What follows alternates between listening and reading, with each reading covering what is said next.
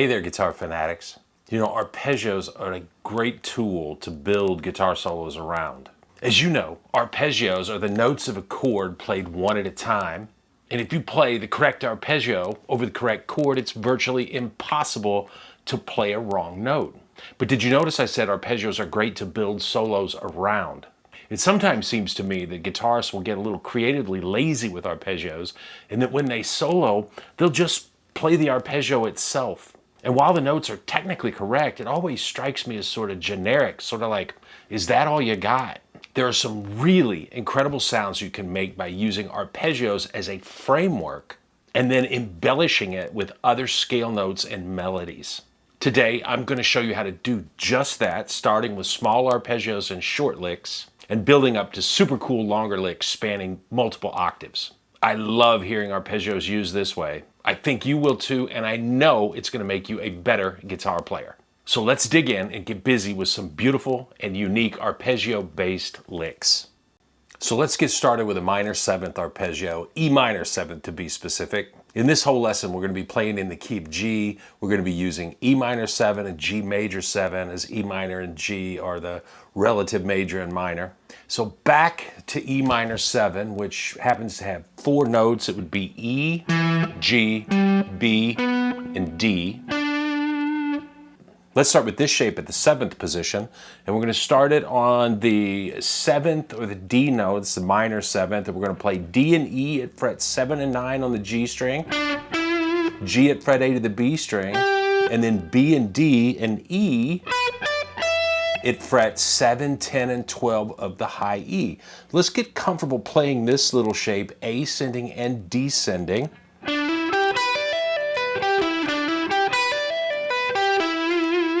And let's talk about picking for a minute. A lot of what we're going to play today is going to be a combination of a sweeping motion and legato, and this little starting pattern is no exception. I'm playing the D note with a downstroke, hammering onto the E, and then playing G and B with what's a continuation of the first downstroke. So there's a downward sweeping motion. Then we're going to hammer onto our D and E notes and then pull off to the D and B.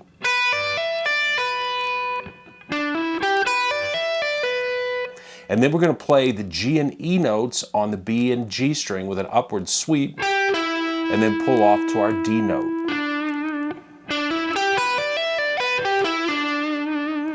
That sequence has 11 notes. We're only picking 5 of them. Playing over half the notes legato gives this little arpeggio sequence a really liquid, flowing sound, and it makes it a little different already. That being said, let's take it up a notch with our first embellishment. On that G string, let's play this little melody. We're going to play D, E, and F sharp at fret 7, 9, 11. Then we're going to slide into the G at fret 12, back to F sharp, and pull off to the E and D.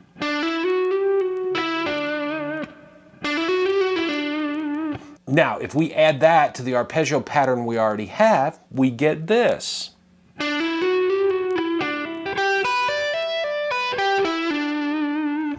Now that's already sounding really nice, but let's add another embellishment.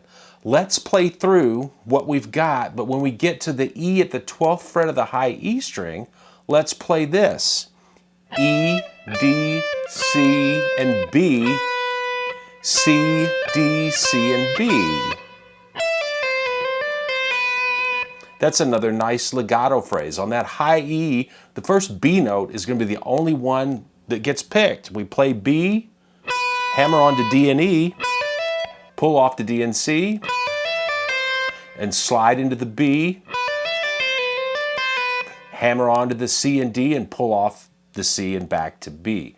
Let's put an ending on this lick by playing A, G, F sharp, G on the B strings at frets 10, 8, 7, and 8, and then we're going to play E on the G string at fret 9. The only one of those notes I'm picking is the A note. All the rest are hammer-ons and pull-offs. Now, so far this lick really encompasses the philosophy for the entire video.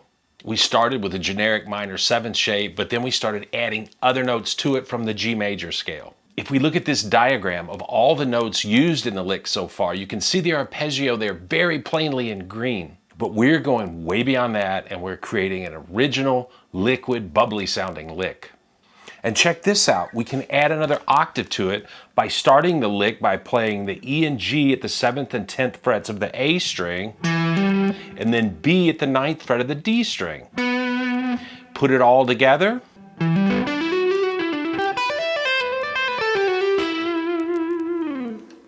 It's a great sounding lick based around that E minor 7, but we made it more.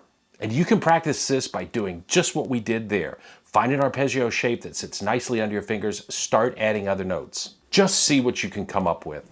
We're going to do it again right now, but this time with a major 7th shape. If we head up to the 10th position, we find a G major 7th arpeggio that looks like this.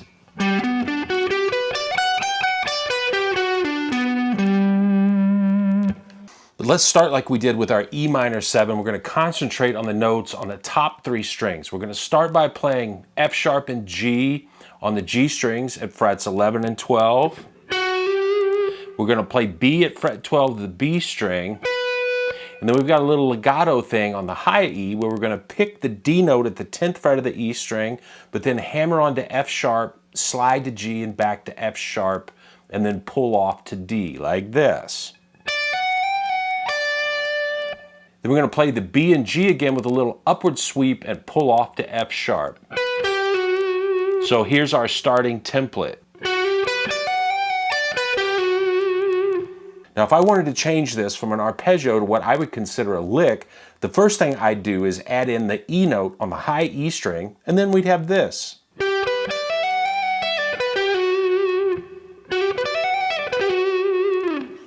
That's a pretty cool lick if it's the only thing we added, but as Yngwie says, more is more, so we're going to keep going. So we're going to play down to the F sharp on the G string. We're going to slide into the G at the 12th fret, and then hammer on to A and B, and then pull off back down to G, slide back into our F sharp, and then hammer on to the G and A notes, and pull off back to F sharp. And then we can end the lick by playing D at the 12th fret of the D string and B at the 14th fret of the A string. Put it all together and we have this kind of a thing.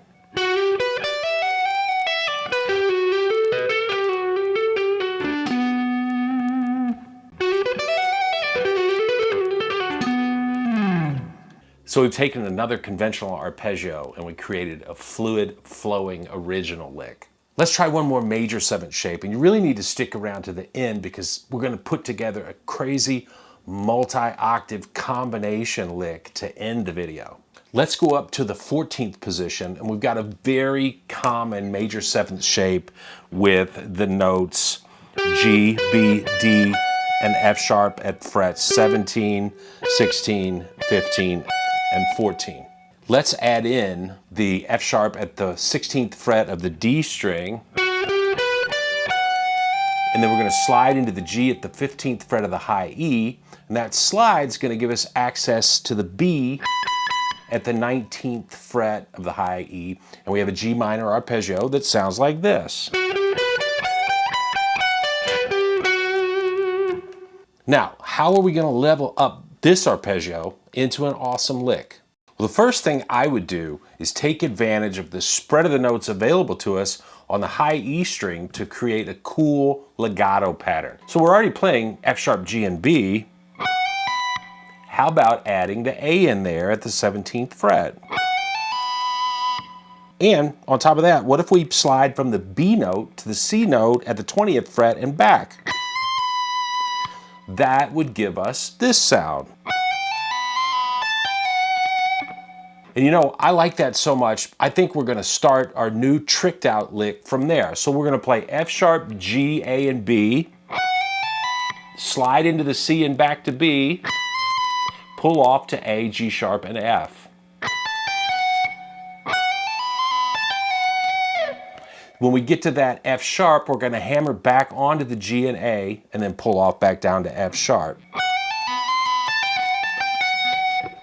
So I think that's 13 notes, and we only picked the first one. We're really going for that liquid legato sound.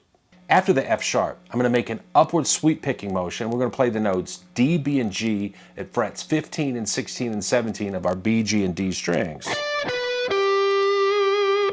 Now after that G, pull off to the F, and then slide the F into the G and back. Then we're going to play the E at the 14th fret of the D string, and the D, C, and B at frets 17, 15, and 14 of our A string. And we're going to end up the lick by sliding that B note to C and back.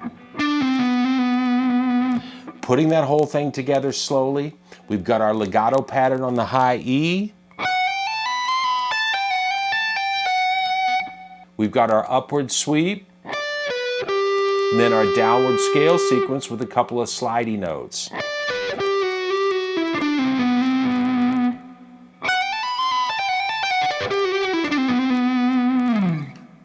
There's another great arpeggio-based lick. Here's an awesome little fact we can use when we're putting together these arpeggio licks.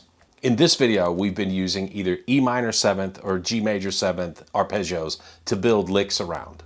Well, like we mentioned earlier, G major and E minor are the relative major and minor.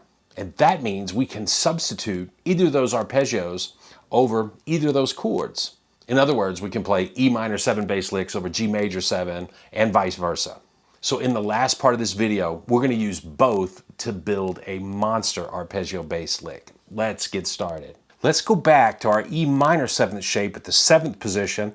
We're going to play the E and G at frets 7 and 10 of the A string, followed by B at the 9th fret of the D string and D at the 7th fret of the G string. As far as picking, what I've done so far is pick the E, hammer onto G, and then play D and B with a downward sweep. Next, we're going to play a series of legato notes. We're going to hammer onto the E and F sharp, slide into the G and back to F sharp, pull off to E and D again. Now we're going to ascend by hammering onto the E and F sharp again. Once again, we're going to slide into the G, but this time we're going to stay there because it's a position shift, so we can use our G major 7th shape here at the 10th fret. So now play frets 10 of the B and E string. Those notes are A and D, and we do that with a downward sweep. We're going to go legato again, hammer onto frets 12 and 14, which are E and F sharp. We're going to slide into the G and back to the F sharp. Pull off to E and D. So far, our lick sounds like this.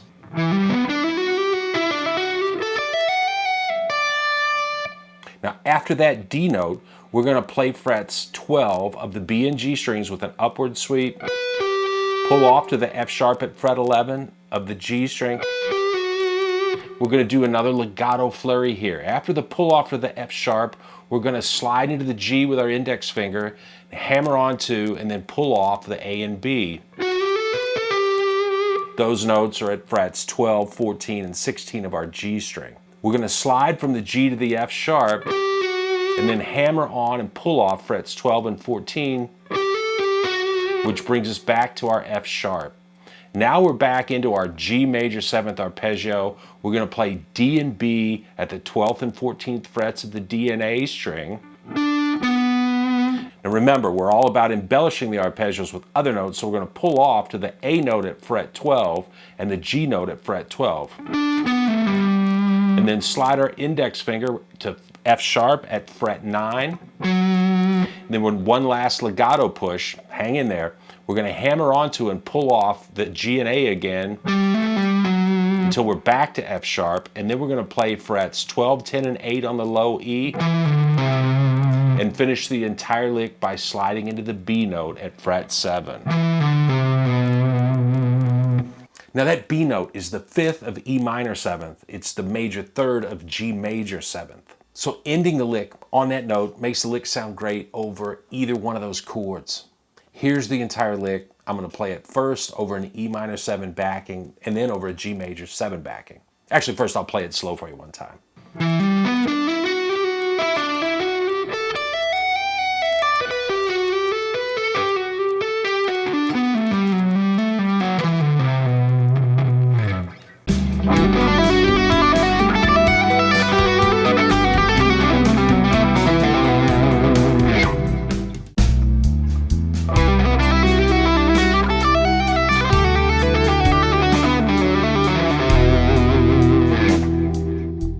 Like I said in the intro, arpeggios are a great way to target the notes of the chords you're playing over in a solo. But playing just an arpeggio sure seems creatively lazy when there are so many other great notes around the arpeggios that we can incorporate. And to my ears at least, arpeggio-based licks sound way cooler than just plain vanilla arpeggios. I hope I convinced you today. Start with an arpeggio shape that's familiar to you. Get out your fretboard chart if you have to. And start building out cool licks around an arpeggio, just like we would build out a beautiful house around the frame. Thanks for stopping by the channel. I'd love it if you liked the video. Subscribe to the channel. We're putting out more great guitar stuff every week. Practice and play hard. Have a lot of fun with your guitar. Never stop learning. We'll catch you next time.